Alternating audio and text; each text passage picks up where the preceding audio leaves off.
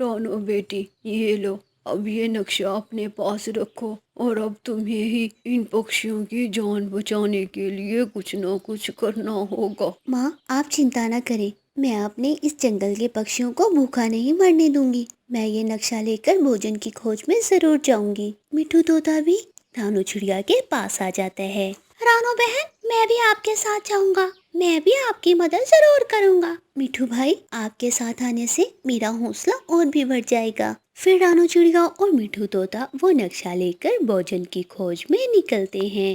रानो बहन, ये नक्शा अब हमें पोर्ट की तरफ जाने का बता रहा है। मिठू भैया, ये इस नक्शे पर लाल रंग का निशान कैसा है? रानो बहन, हो सकता है इस रास्ते पर खतरा हो। हमें इस रास्ते से बहुत सावधान होकर गुजरना होगा। वो दोनों फिर से उड़ते हैं। उड़ते उड़ते उन्हें रात हो जाती है। वो दोनों एक पेड़ के नीचे बैठ जाते हैं। चिड़िया बहन, ये नक्शे पर वही हिस्सा है जिधर लाल निशान बना हुआ था। इधर कोई ना कोई खतरा जरूर है। कौवे भैया, मेरे तो दिल की धड़कन तेज हो रही है। उन्हें किसी के आने की आवाज सुनाई देती है। मिठू तोता और रानो चिड़िया दोनों पेड़ के पीछे जाकर झाड़ियों में छुप जाते हैं। दोस्त, अगर कोई भी पक्षी यहाँ पर भूल कर आ गया तो हम उसे पकड़कर चील के पास ले जाएंगे। ये सुनकर मिठू तोता तो अपनी आंखें बंद कर लेता है और सांस भी रोक लेता है। दोस्त उल्लू, अगर कोई भी पक्षी यहाँ से बचकर अगली दिशा में चला गया तो वो भोजन के खजाने तक पहुँच जाएगा,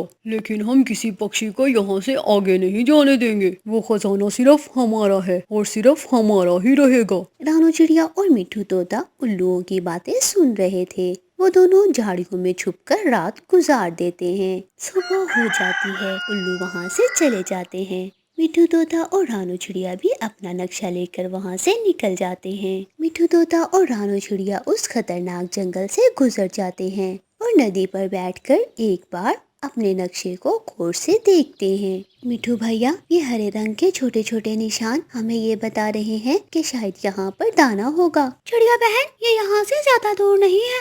ये बस अब थोड़े से फासले पर ही है। मैं बहुत ज्यादा थक चुका हूँ, लेकिन मुझे अपने दोस्तों के लिए और अपने परिवार के लिए आगे बढ़ना होगा। चिड़िया और मिठू तोता एक बार फिर से उड़ते हैं। उनके सामने गेहूं के लहलहाते खेत थे, मकई की फसल और बाजरे का एक बहुत बड़ा खेत था। तोते भैया, हमने कर लिया, हमने कर लिया। चिड़िया बहन, आसमान पर देखो, काले बादल छा रहे हैं। मुझे डर है, ऐसा ना हो कि बारिश शुरू हो जाए। मिठू तोते ने अभी ऐसे बात की ही थी कि बारिश शुरू हो जाती है। मिठू तोता और रानो चिड़िया बारिश से बचने के लिए पास ही इंसानों के बनाए हुए छपरे के नीचे जाकर बैठ जाते हैं। तोते भैया, अगर हम घर में होते तो ये बारिश मुझे बहुत अच्छी लगती, मगर अब मुझे इस बारिश से बहुत डर लग रहा है। माँ, मुझे बहुत भूख लगी हुई है। कालू जी, बाहर खिड़की से देखो, मिठू तोता और रानू चिड़िया भोजन लेकर आ रहे हैं या नहीं? वो जरूर आएंगे, मुझे पूरा विश्वास है। रानो चिड़िया हम भूखा मरने नहीं देगी। वो हमारे लिए कहीं ना कहीं से भोजन ढूंढकर जरूर लेकर आएगी। सब पक्षी मिठू तोता और रानू चिड़िया के इंतजार में बैठे हुए थे। सब पक्षी खिड़की से बाहर देख रहे थे कि कब रानू चिड़िया और मिठू तोता आए और उनके लिए भोजन लाए। तोते भैया, ये बारिश ना जाने कब रुकेगी। हमें कुछ ना कुछ करना होगा। हाँ रानो बहन, वो देखो, सामने केले का पेड़ है। हम उसके पत्ते तोड़कर एक एक छाता बना लेते हैं और अब हमें बारिश में ही उड़ना होगा। मिठू तोता और रानू चिड़िया केले के पेड़ से एक एक पत्ता तोड़कर छाता बना लेते हैं और दोनों बारिश में ही उड़ने लगते हैं। केले के पेड़ों से छाता इतने अच्छे से नहीं बना था, इसलिए वो दोनों भीग भी रहे थे, लेकिन फिर भी उन्होंने एक एक बोरी भोजन की भर ली थी। एक बोरी मिठू तोता उठा लेता है और दूसरी बोरी रानो चिड़िया। दिन दिन के समय ही रानो चिड़िया और मिठू तोता उस खतरनाक जंगल से गुजर जाते हैं। अब वो अपने जंगल से और अपने दोस्तों से कुछ ही फासले पर थे। बारिश रुक जाती है। थोड़ी देर के लिए वो दोनों एक पेड़ पर बैठकर सांस लेते हैं। सब बहुत खुश होंगे और सब बेचैनी से हमारा इंतजार कर रहे होंगे। उठो रानो चिड़िया, अब हमें जल्दी से घर पहुंचना होगा। अब आराम तो हम अपने जंगल में जाकर ही करेंगे। रानो चिड़िया और मिठू तोता वहाँ से उड़ते हैं और अपने जंगल में पहुँच जाते हैं। सब पक्षी एक पेड़ पर इकट्ठे जमा थे। सब पक्षी मिट्ठू तोता और रानू चिड़िया को देखकर बहुत खुश होते हैं। जैसे ही उनकी नजर उन पर पड़ती है वो तो क्लैपिंग करना शुरू कर देते हैं। हमें पता था हमारे दोस्त हमारे लिए भोजन लेकर जरूर आएंगे। हम आप दोनों पर गर्व करते हैं कि आप दोनों हमारे दोस्त हो। चिड़िया और मिट्ठू तोता बहुत खुश थे क्योंकि उन्होंने अपने दोस्तों के लिए बहुत बड़ा काम किया। मम्मा, नानू से मिलने को बहुत दिल करता है। हमारी नानू काफी देर हो गई हमारे पास कभी नहीं आई। मम्मा, नानू को कॉल करे ना कि वो हमारे घर आए। रानू चिड़िया अपनी माँ को कॉल करती है। माँ, बच्चों का आपसे मिलने को बहुत दिल करता है। आप कुछ दिनों के लिए हमारे घर आ जाएं। कुकू और गुड़िया दोनों आपको बहुत याद करते हैं। ठीक है बेटा, कुकू और गुड़िया से कह देना मैं कल आप लोगों से मिलने आऊंगी। याहू, मम्मा, नानू आएंगी, बहुत मजा आएगा। कुकू सुबह से अपनी नानो का इंतजार कर रहा था। वो ऊंचे पेड़ पर जाकर बैठ जाता है ताकि उसकी नानो आए और वो सबसे पहले अपनी नानो को देख सके। कुकू बहुत ज्यादा खुश था। ना जाने नानो अभी तक क्यों नहीं आई, हम कब से यहाँ बैठे हुए हैं। फिर अचानक गुड़िया का ध्यान अपनी नानो की तरफ जाता है। कुकू भाई, वो देखो, नानो आ गई। वाह, आ गई, मेरी नानो आ गई। कुकू बहुत ज्यादा खुश हो जाता है। कुकू की नानो उसके पास आ जाती है।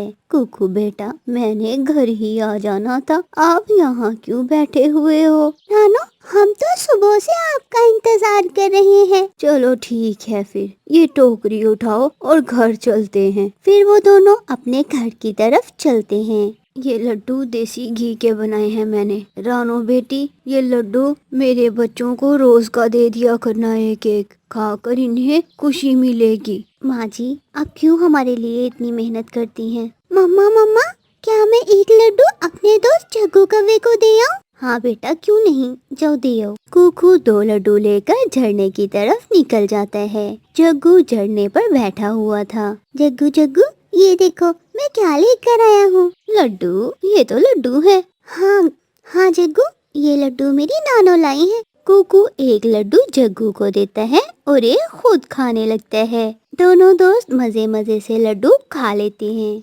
मम्मा, वो लड्डू बड़े मजे का था, ऐसा लड्डू मैंने कभी नहीं खाया। जग्गू चुप कर जाओ, क्या था अगर थोड़ा सा लड्डू अपनी माँ के लिए भी ले आते। अब चुप हो जा, मेरा खून न जलाओ। मामा, आप भी जाकर चिड़िया आंटी से लड्डू ले ले। कुकू की नानो ढेर सारे लड्डू लाई हैं। जग्गू बेटा, तुम घर में ही रहना, मैं अभी चिड़िया से लड्डू लेकर आती हूँ। गौरी कवि चिड़िया के घर की तरफ उड़ती है। चिड़िया, तुम्हारे कुकू ने मेरे जग्गू को एक लड्डू क्या दे दिया? वो तो घर जाकर रोए ही जा रहा है, वो और लड्डू खाने की जिद कर रहा है। रानो बेटी, संदूक से एक लड्डू निकाल कर दे दो गौरी को। माँ जी, लड्डू इतने नहीं है कि मैं सारे लड्डू इन कौवों को दे दूं। बेटी, ऐसे नहीं करते, कोई भी चीज मिल बांट कर खाते हैं। माँ जी, आप तो बहुत सियानी हैं, बहुत अच्छी बात की है आपने। फिर रानो चिड़िया एक लड्डू गौरी कव्वी को दे देती है। गौरी कव्वी लड्डू लेकर वहाँ से चली जाती है। माँ, आप नहीं जानती इस गौरी कव्वी को, ये बहुत बुरी है और चोरियाँ भी करती है। आप देखना, अब इसे एक दफा पता चल गया है लड्डू का, ये बार बार लड्डू लेने आएगी मुझसे। कोई बात नहीं बेटी, पड़ोसन है वो तुम्हारा। गौरी कव्वी वो लड्डू लेकर एक पेड़ की डाल पर बैठ जाती है और मजे मजे से लड्डू खाने लगती है। जग्गू सच्चा ही था, ऐसा लड्डू तो सच में पहली बार खाया है। चिड़िया के संदूक में और भी लड्डू होंगे, मगर चिड़िया मुझे और लड्डू नहीं देगी। अब क्या करूं? गौरी ऐसा सोचते हुए अपने घर चली जाती है। रात हो जाती है, सब सो जाते हैं, मगर गौरी कव्वी तो उस लड्डू के बारे में ही सोचे जा रही थी। लड्डू, वो लड्डू तो बहुत स्वादिष्ट थे। गौरी की आवाज सुनकर कालू कौवा भी उठ जाता है।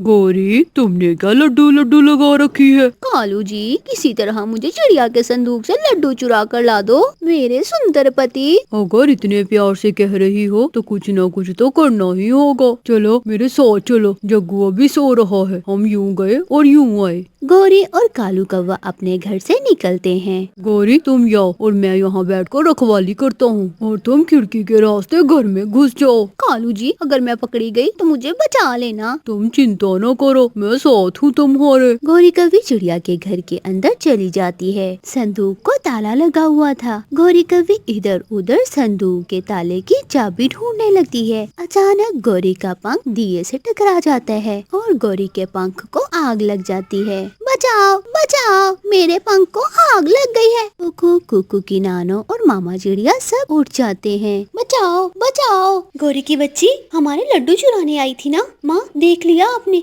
इसीलिए मैं कौवों को ज्यादा मुंह नहीं लगाती। इस कवि को अच्छी सजा मिल चुकी है, इसको इसके किए की अच्छी सजा मिल चुकी है। भाग भाग जा गौरी कवि अब यहाँ से। चिड़िया चिड़िया, मेरी पूंछ की आग बुझा दो प्लीज। नदी पर जाओ और जाकर अपनी पूंछ की आग बुझाओ। फिर गौरी कवि नदी की तरफ चली जाती है। प्यारे दोस्तों, हमारी इस कहानी को लाइक, अपने दोस्तों के साथ शेयर और हमारे चैनल को सब्सक्राइब करना हरगिज़ मत भूलिए। आपका धन्यवाद। मिठू जी, वो देखिए, आपके ऊपर बड़ी सूखी शाख है। ये वाली? ठीक है, तुम ये वाली उठाओ शाख, मैं ऊपर से वो बड़ी वाली शाख तोड़ता हूँ। अपना घर बनाने के लिए मिठू तोता और हरियाली लकड़ियाँ इकट्ठी कर रहे थे। हरियाली, लाओ रस्सी, लकड़ियाँ बांध लेते हैं। रस्सी तो मैं लाई नहीं, लगता मैं तो घर ही भूल गई। चलो आओ, जाकर घर से ले आते हैं। फिर मिठू तोता और हरियाली अपने घर से रस्सी लेने चले जाते हैं। कालू, घर टूटने वाला है, जाओ जंगल से लकड़ियाँ ले आओ। गौरी, इन दिनों में सूखी लकड़ियाँ मिलना तो बहुत मुश्किल है। अगर मुझे सूखी लकड़ियाँ मिल गई तो ठीक, नहीं तो मैं बड़े बड़े बांस ले आऊंगा, हम वो अपनी छत पर डाल लेंगे। कौवा अपने घर से रस्सी लेकर कुछ सूखी लकड़ियाँ जंगल से ढूंढने के लिए निकल जाता है। वो जंगल में इधर उधर घूमता है और नीचे उसकी अचानक से नजर पड़ती है। उसे सूखी लकड़ियाँ एक जगह पर इकट्ठी ही मिल जाती हैं। सूखी लकड़ियाँ? ये लकड़ियाँ कौन टक्कर क्या होगा? कौवा इधर उधर देखता है, लेकिन उसे कोई भी दिखाई नहीं देता। वो लकड़ियों की एक गठरी बनाता है और लेकर अपने घर की तरफ चला जाता है। हरियाली हरियाली, लकड़ियाँ कहाँ गई? कोई हमारी मेहनत से इकट्ठी की हुई लकड़ियाँ चुरा कर ले गया। हमें जल्दी से सब पक्षियों के घर जाना होगा और फिर ही पता चलेगा कि हमारी लकड़ियाँ कौन लेकर गया है। वो दोनों वहाँ से उड़ते हैं और सब पक्षियों से जाकर पूछने लगते हैं। कबूतर कबूतर, क्या तुमने हमारी लकड़ियाँ तो नहीं चुराई? नहीं नहीं, मैंने क्यों चुरानी थी, मेरा तो घर बना हुआ है। कौवों के घर जाओ, कौवों ने जरूर चुराई होंगी आप लोगों की लकड़ियाँ। फिर हरियाली और मिठू तोता कौवों के घर जाते हैं और उनके घर के बाहर लकड़ियों की एक गठरी पड़ी हुई थी। कालू कव्वे, जल्दी से बाहर आओ, चोर कहीं के, हमारी लकड़ियाँ चुरा कर ले आए हो। गौरी कवि जल्दी से घर से बाहर आती है। क्या हुआ है, क्यों शोर कर रहे हो? कालू ने हमारी लकड़ियाँ चुराई है। ये लकड़ियाँ हमारी है, हमें अच्छे से पता है, ये हमने खुद मेहनत करके तोड़ी थी और कालू चुरा कर अपने घर ले आया। चलो चलो भाग जाओ यहाँ से, ये तो मेरा पति खुद मेहनत करके लेकर आया है, ये ना हो मैं तुम्हारी चूंच तोड़ दूं। तोते बेचारे कमजोर थे, इसलिए वो वहाँ से चले जाते हैं। क्या गौरी चले गए वो? हाँ चले गए, क्यों ना जाते, गौरी गई थी उन्हें भगाने। तोते बेचारे दोबारा से जाकर लकड़ियाँ जमा करने लगते हैं। कौवे हमेशा दूसरों से लड़ाई करते थे, जो भी पक्षी उनकी बात ना मानता वो उसकी खूब पिटाई करते। चिड़िया की फसल पक चुकी थी। गुड़िया बेटा, आप इधर बैठो, मैं अभी कबूतर को बुला कर लाती हूँ, हम दोनों मिलकर ये फसल इकट्ठी कर लेंगे, हमारी गंदम अब पक चुकी है। ठीक है मामा, आप जाएं और मैं भी घर जा रही हूँ क्योंकि मैं बहुत थक गई हूँ। तो चलो ठीक है बेटा, आप घर चले जाओ, मैं कबूतर चाचा को बुला कर लाती हूँ। रानो चिड़िया कबूतर को बुलाने और गुड़िया अपने घर की तरफ चली जाती है। इतने में दुष्ट कौवे भी वहाँ आ जाते हैं। गौरी, ये देखो, ये तो फसल पक चुकी है, क्यों ना हम ये फसल सारी इकट्ठी करके अपने घर ले जाएं, हम तो पूरा एक सीजन सुकून से बैठकर खाएंगे। उधर रानो चिड़िया कबूतर चाचा के पास जाती है। कबूतर चाचा, आप मेरी फसल इकट्ठी करने में मदद करवाएंगे क्या?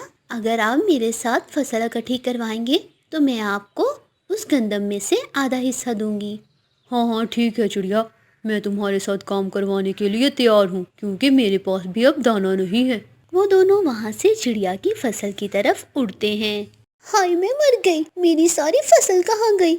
अभी तो मैं यहाँ छोड़ कर गई थी। ये जरूर उन कौवों का ही काम होगा। पहले तोते की सूखी लकड़ियाँ भी उन्होंने ही चुराई हैं और अब तुम्हारी फसल चुरा ली। ये कौवे ही ऐसा कर सकते हैं। कौवा और कौवी चिड़िया की चुराई हुई फसल लेकर घर पहुँच जाते हैं। कालू जी, अगर हम ये फसल ले कालू जी, अगर चिड़िया यहाँ आ गई तो वो ये गेहूं की फसल देख लेगी। क्यों ना हम इसे तुम्हारे मामा जी के घर ले जाएं और गेहूं की फसल में से दाना निकाल कर तुम्हारे मामा जी के घर में ही छुपा दें। हाँ गौरी, आइडिया अच्छा है।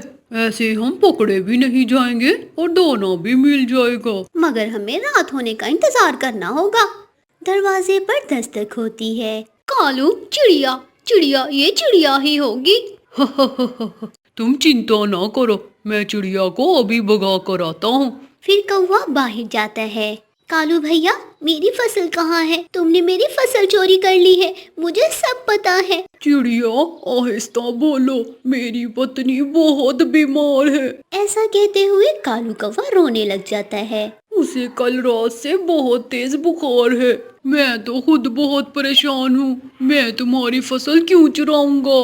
कौवे कौवे भैया, मुझे माफ करना, मुझसे गलती हो गई। आप गोरी बहन को दवा लेकर दे। मेरी फसल जरूर दुष्ट उल्लुओं ने उठाई होगी, मैं उनकी तरफ जाती हूँ। हाँ हाँ चिड़िया, तुम उन दुष्ट उल्लुओं के पास जाओ। अगर मेरी पत्नी गौरी ठीक होती तो मैं भी आपके साथ चलता और उन दुष्ट उल्लुओं को खूब पिटाई करता। चिड़िया शांत होकर वहाँ से चली जाती है। अच्छी कहानी सुनाई कालू जी, मैं खिड़की से सब सुन रही थी। अब जैसे ही रात होगी हम ये फसल उठाकर मेरे मामा जी के घर चले जाएंगे।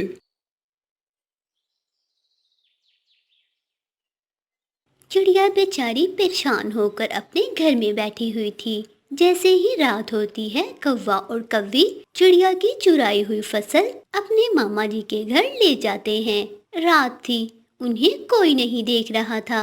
वो जैसे ही आधे रास्ते में जाते हैं तो तेज हवा के साथ बारिश भी शुरू हो जाती है। कालू कालू जी, रुक जाओ, मैं और नहीं उड़ सकती। फिर वो दोनों पति पत्नी एक पेड़ के नीचे बैठकर बारिश रुकने का इंतजार करने लगते हैं। कालू, ये बारिश तो रुकने का नाम ही नहीं ले रही, ना जाने कब रुकेगी। ठंडी हवा से ठंड तो मुझे भी बहुत लग रही है, लेकिन अब घर जाना तो बहुत मुश्किल है। आइडिया, मेरे पास एक आइडिया है। मेरे दादाजी गेहूं की फसल के अंदर छुपकर रात गुजार लिया करते थे। क्यों ना हम भी गेहूं की फसल के अंदर छुप जाएं? उपाय तो अच्छा है तुम्हारा। फिर दोनों कौवे उन फसल की गठरियों के अंदर छुप जाते हैं। जैसे जैसे बारिश होती है, गेहूं की फसल के अंदर पानी भरता जाता है और फिर आहिस्ता आहिस्ता वो गेहूं की गठरियाँ वजनी हो जाती हैं और कौवों के ऊपर गिर जाती हैं। कौवे फसल के नीचे दब जाते हैं। कालू कालू, मेरे ऊपर फसल गिर गई है। कालू कहाँ हो? मुझे यहाँ से बाहर निकालो। गौरी गौरी, मेरा पंख तो खुद नीचे दबा हुआ है। मैं तुम्हारी मदद कैसे करूं?